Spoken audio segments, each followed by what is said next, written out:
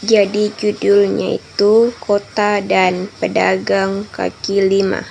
Urbanisasi adalah peningkatan jumlah penduduk yang tinggal di wilayah perkotaan.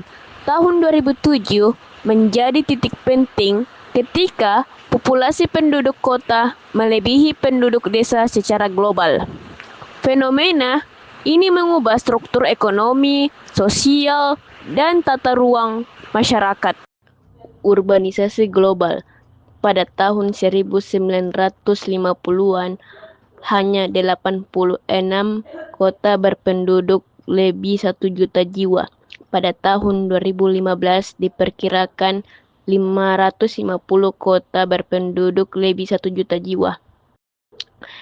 PBB mencatat peningkatan penduduk kota.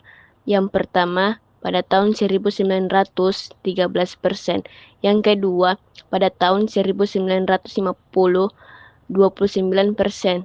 Yang ketiga, pada tahun 2005, 49%.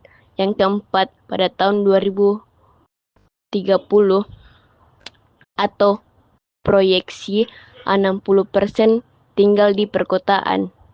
Pada tahun 1950, penduduk kota hanya 12,4%.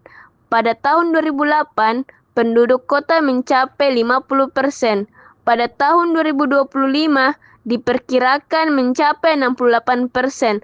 Pertumbuhan terkonsentrasi di kota-kota besar seperti Jakarta, Bekasi, Depok, Tangerang, Bandung, Semarang, Surabaya, Medan, Palembang, dan Makassar.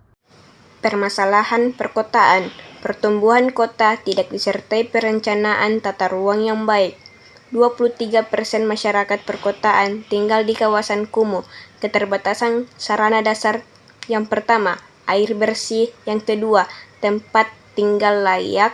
Yang ketiga, kesehatan dan pendidikan. Migrasi dan sektor informal. Migrasi desa ke kota meningkat karena yang pertama, kesempatan kerja lebih banyak di kota. Yang kedua, lahan pertanian semakin sempit. Yang ketiga, teknologi pertanian mengurangi tenaga kerja. Sektor informal menyerap sebagian besar pekerja yang tidak tertampung sektor formal. Pertumbuhan ekonomi informal, International Labour Organization, lebih dari setengah tenaga kerja perkotaan berada di sektor informal. Tahun 2000, 78% pekerjaan non-pertanian di Indonesia merupakan pekerjaan informal.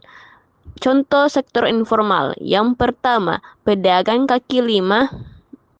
Yang kedua, pekerja rumahan atau home-based workers. Yang ketiga, pedagang asongan. Pedagang kaki lima dalam ekonomi kota. Pedagang kaki lima tidak memiliki legalitas formal. Namun, pedagang kaki lima berperan sebagai yang pertama, rantai distribusi produk formal misalnya rokok, minuman kemasan, dan media. Yang kedua, penggerak ekonomi lokal yang fleksibel dan adaptif. Perdebatan tentang pedagang kaki lima. Pedagang kaki lima sering dianggap yang pertama, mengganggu ketertiban. Yang kedua, merusak keindahan kota. Yang ketiga, tidak punya rasa memiliki terhadap kota. Namun, pedagang kaki lima juga memberi pendapatan signifikan. Yang kedua, banyak pedagang kaki lima yang mampu berkembang hingga skala usaha besar. Kebijakan pemerintah terhadap pedagang kaki lima. Kebijakan didominasi pendekatan represif. Yang pertama, penertiban, penggusuran, pembatasan KTP pendatang. Yang kedua, pendekatan ini tidak efektif karena pedagang kaki lima tetap tumbuh.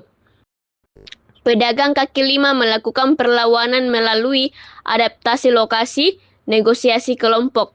Adapun kesimpulan dari pedagang kaki lima, isu kegiatan ekonomi informal perkotaan, khususnya pedagang kaki lima, merupakan isu yang kompleks. Baik dari sisi teoritis, terdapat persoalan pendefinisi teoritis maupun kenyataan dari sisi sian ekonomi informal serta batasan skala dari kegiatan ekonomi informal ini. Sementara dari sisi kenyataan terlihat bahwa pendekatan kebijakan sejumlah Pemkot yang cenderung cukup berhasil dalam membatasi represif dan diskriminatif, tidak jumlah pedagang kaki lima maupun penataannya.